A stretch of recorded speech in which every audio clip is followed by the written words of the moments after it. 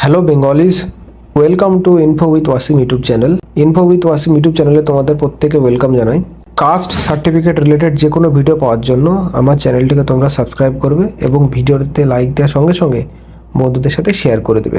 আজকের ভিডিওর টপিকটি হচ্ছে কিউএনএ পার্ট 2। বিগত সব ভিডিওতে তোমরা অনেক ভালো রেসপন্স দিয়েছো এবং প্রচুর কমেন্ট করেছো।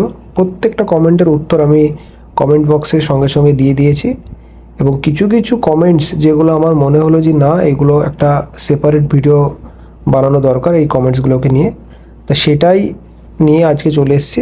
তা ভিডিওটি না টেনে সম্পূর্ণ প্রথম থেকে শেষ অবধি ওয়াচ করবে। তো চলো একটা ছোট ইন্টার পর ভিডিওটি শুরু করা যাক। তা সিদ্ধার্থ মণ্ডলদা কি বলেছেন যে কোর্ট কেস করা উচিত, বৈধ ডকুমেন্ট দিয়ে সার্টিফিকেট ইস্যুর পরেও বিজেপি ক্ষমতায় এসে নিত্য নতুন নিয়ম বের করে জনগণকে হয়রান করে নাম বাদ দেওয়ার চেষ্টা করছে। এতে অনেক বৈধ এসটি এসসি ওবিসি এর নাম বাদ যাবে। 1950 সালের কাস্ট উল্লেখ করা দলিল কটা বিজেপি নেতা মন্ত্রীদের কাছে ওরা দেখাতে পারবে, বা কটা নেতা মন্ত্রীদের কাছে আছে যেটা ওরা দেখাতে পারবে? বিজেপি নেতাদের কাস্ট সার্টিফিকেটগুলো বানানো হয়েছিল 2011 সালের আগে এবং তাদের কাছে 1950 সালের আগের কাস্ট উল্লেখ করা বাড়ির দলিল নেই। তাই এরা ইচ্ছাকৃতভাবে 2011 সাল ধরে ভেরিফিকেশন করছে। সিদ্ধার্থ মণ্ডলদা একটা বাস্তব জিনিস এখানে তুলে ধরেছেন। এটা প্রত্যেকটা অ্যাসপিরেন্ট বা যাদের যাদের কাস্ট সার্টিফিকেট আছে বা যাদেরকে এই সমস্ত সমস্যার মধ্যে ভুগতে হচ্ছে তাদের এটা কোয়েশ্চেন, যে যদি দলিলের যে সাবকাস্ট আর যে ভেরিফিকেশন সেটা 2011 সাল কেন একটা নির্দিষ্ট সালকে টার্গেট করা হচ্ছে? 2011 সাল থেকে তো সার্টিফিকেট দেওয়া হচ্ছে না। সার্টিফিকেট তো 2011 সালের অনেক আগে থেকে কাস্ট সার্টিফিকেট দেওয়া হয়। তাহলে 2011 সাল থেকে কেন? 2011 সালের আগে যে সমস্ত নেতা মন্ত্রীরা রিজার্ভেশনের মাধ্যমে বিভিন্ন পদে আছেন বা এসডিও ভিডিও বা বিসিডাব্লিউ অফিসার যেনারাই বর্তমানে যে কর্মরত আছেন, তেনারা যদি কাস্ট সার্টিফিকেট দেখিয়ে সিলেক্টেড হয়ে থাকেন, তাহলে তিনাদের যে কাস্ট সার্টিফিকেট আছে তিনারা যখন বানিয়েছিলেন তিনাদের দলিলে কি সাবকাস্ট লেখা ছিল? যে সমস্ত নেতা মন্ত্রীরা বর্তমানে আছেন রিজার্ভেশনের মাধ্যমে তিনাদের দলিলেও কি সাবকাস্ট লেখা ছিল? তাহলে কেন ভেরিফিকেশনের সময় দলিলে সাবকাস্ট চাওয়া হচ্ছে, বা কেন একটা নির্দিষ্ট ডেটের পর থেকে ভেরিফিকেশন করা হচ্ছে? তাহলে এখানে নিয়ম তো সবার জন্য সমান হচ্ছে না। সংবিধানে যে সমতার অধিকারটা বলা আছে সেটা তো এখানে প্রযোজ্য হচ্ছে না। যদি হয় নিয়ম সবার জন্য সমান হওয়া উচিত। সিদ্ধার্থ মণ্ডলদাকে অসংখ্য ধন্যবাদ জানাবো এমন একটা গুরুত্বপূর্ণ কমেন্ট করার জন্য। নেক্সট কমেন্টে সুপ্রিয় বারিক, আমি আমার ওবিসি সার্টিফিকেট বার করেছি নতুন নিয়মে মেনে, অনলি ওবিসি। সেখানে আমার 1965 সালের একটা দলিল দিয়েছি যেখানে আমার কাস্ট বা সাবকাস্ট মেনশন আছে। আচ্ছা, তাহলে সুপ্রিয় দাকে একটা কথা বলতে চাই, যেহেতু তোমার দলিলে সাবকাস্ট মেনশন আছে তাহলে তোমার বর্তমানে ভেরিফিকেশন হতে কোনো সমস্যা হবে না। যদি তোমার সার্টিফিকেট তুমি ভেরিফিকেশন করাতে যাও, তোমার ব্লকে কিংবা এসডিওতে যাবে, ওইখানে বলবে আমার দলিলে সাবকাস্ট মেনশন আছে, ওনারা খুব সহজেই করে দেবে। ঠিক আছে। নেক্সট কমেন্ট করেছেন সুপর্ণ কর্মকার। তিনি বলেছেন মেমোরেন্ডামটা কোথায় পাবো? মেমোরেন্ডামের ভিডিওটা আমার চ্যানেলে আপলোড হয়ে আছে, আপনি অবশ্যই প্রথম থেকে শেষ অবধি একবার ভিডিওটা দেখবেন, তাহলে আপনি মেমোরেন্ডাম কপিটা ডাউনলোড করতে পারবেন, অথবা আমি চ্যানেলের ডিসক্রিপশনে আমি লিঙ্কটা দিয়ে দেবো। নেক্সট কমেন্ট করেছেন Mondal's media, any memorandum for SC and ST please upload. আচ্ছা, নেক্সট আমি যে ভিডিও সেটা এসসি এবং এসটির মেমোরেন্ডাম নিয়ে বানাবো। তা সেটা দেখার জন্য আপনারা যাদের যাদের এসসি এসটি ওবিসি বা এসসি এবং এসটি সার্টিফিকেট আছে তেনারা অবশ্যই সাবস্ক্রাইব করে রাখবেন। আচ্ছা, নেক্সট কমেন্ট করেছেন দিশা J8N4B। দাদা, আমি WBJEর কাউন্সেলিং করাবো, র্যাঙ্ক মোটামুটি ভালো এসেছে। আমি ওবিসি রিভ্যালিডেশন করিয়েছিলাম 2026 সালের ফেব্রুয়ারিতে। আমার 1948 সালের দলিল আছে, সেখানে কাস্ট মেনশন আছে। তা আবার কি রিভ্যালিডেশন করতে হবে নাকি শুধু এনসেল বার করে নেব, একটু বলবেন দাদা।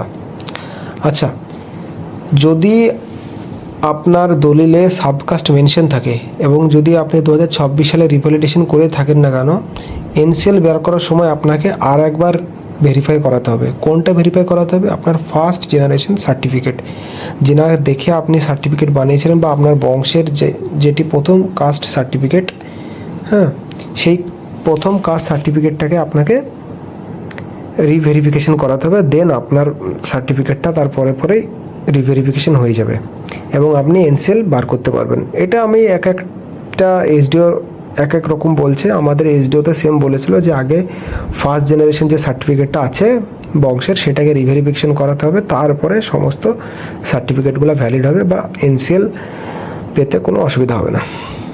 আশা করি আপনাকে বোঝাতে পারলাম কথাটা। আচ্ছা, নেক্সট কমেন্ট করেছেন মিয়া লতিফ। তিনি বলেছেন জমির দলিলে সাবকাস্ট লেখা থাকে না, থাকে শুধু হিন্দু, না মুসলিম, না বৌদ্ধ, জৈন এগুলো থাকে। এখানে আমি বলে দিই যে প্রায় আমি বলে থাকি যে কথাটা যে দলিলে সাবকাস্ট 100 জনের মধ্যে 99 জনের নেই। তার কারণ থাকে না বললেই চলে, খুবই কম সার্টিফিকেট আছে বা খুব কম দলিল আছে যেখানে সাবকাস্ট মেনশন আছে। তাছাড়া প্রত্যেকটা দলিলে দেখবেন জাতি হিসাবে হিন্দু, মুসলিম, নয়তো খ্রিস্টান এগুলো লেখা আছে, আর পেশা হিসাবে কৃষিকাজ বা গৃহস্থলী এরকম সামথিং লেখা আছে। তো আশা করি আপনাকে বোঝাতে পারলাম। আচ্ছা, নেক্সট কমেন্ট হচ্ছে আশরাফুল রহমান মোল্লা। তিনি বলেছেন আমার সেন্ট্রাল গভর্নমেন্টের লিস্টে নাম আছে এবং রাজ্য থেকে বাদ দিয়ে দিল, আমি কি সেন্ট্রাল থেকে সুবিধা পাবো? প্লিজ জানাবেন। আমি একটা কথা এখানে বলে রাখি যে গভর্নমেন্ট যদি বা স্টেট গভর্নমেন্ট যদি রাজ্যের লিস্ট বাতিল করে দেয় তাহলে সেন্ট্রালের লিস্টে কোনো রকম আর ভ্যালু থাকে না। তার কারণ সেন্ট্রালে যদি আপনি কোনো সুযোগ সুবিধা নিতে চান না, তাহলে আপনাকে প্রথমত স্টেটের ওবিসি দেখাতে হবে। স্টেটের যদি আপনি ওবিসি সুযোগ সুবিধা পেয়ে থাকেন তাহলে আপনি অটোমেটিকলি সেন্ট্রালের সুযোগ সুবিধা পাবেন, যদি আপনি ক্রিমিলেয়ার বা নন ক্রিমিলেয়ারের যে শর্ত আছে সেটাকে পূরণ করে থাকেন। তো যদি রাজ্যের মধ্যে আপনার লিস্টটা বাদ চলে যায় তাহলে সেন্ট্রালের মধ্যে এটার আর কোনো ভ্যালিড থাকলো না। তো আশা করি আপনাকে আমি বোঝাতে পেরেছি। সো নেক্সট কমেন্ট হচ্ছে একদম ঠিক হয়েছে, আমাদের এখানে আদিবাসীরা এসটি সার্টিফিকেট পায় না, এইদিকে জেনারেল কাস্টে সরকার খান, খাতুন, ঘোষ, ওবিসি পেয়ে বসে আছে, আমি তাদের এগেনস্টে কেস করতে চাই, ঠিক করছে। দেখুন, যারা জালিয়াতিভাবে সার্টিফিকেট বার করবে তাদের কিন্তু আইনি পদক্ষেপ নেওয়া হবে, সেটা আমাদের বর্তমান মুখ্যমন্ত্রী অনেক আগে বলে দিয়েছে। সেক্ষেত্রে নতুন করে কেস করে আপনার ফালতু অর্থ খরচ করে লাভ নেই। তাদের যখন সময় আসবে তেনারা ভেরিফিকেশন করবে এবং ভেরিফিকেশনের সময় যদি দেখতে পাওয়া যায় সার্টিফিকেটটি সম্পূর্ণ জালিয়াতিভাবে বানানো, তখন সরকারের তরফ থেকে পদক্ষেপ নেওয়া হবে। ততক্ষণে আপনি নিজের যদি কোনো সার্টিফিকেটের সমস্যা হয়ে থাকে বা নিজের সার্টিফিকেটের যে সমস্যাগুলো আছে সেগুলো আমার মনে হয় ঠিক করাটা আপনার জন্য সঠিক হবে। ফালতু কেস করে নিজের অর্থ কেন আপনি পরের জন্য খরচ করতে যাবেন? যেটা হবে সেটা হবেই, শুধু সময়ের অপেক্ষা। নেক্সট কমেন্ট হচ্ছে এস সরকার 108।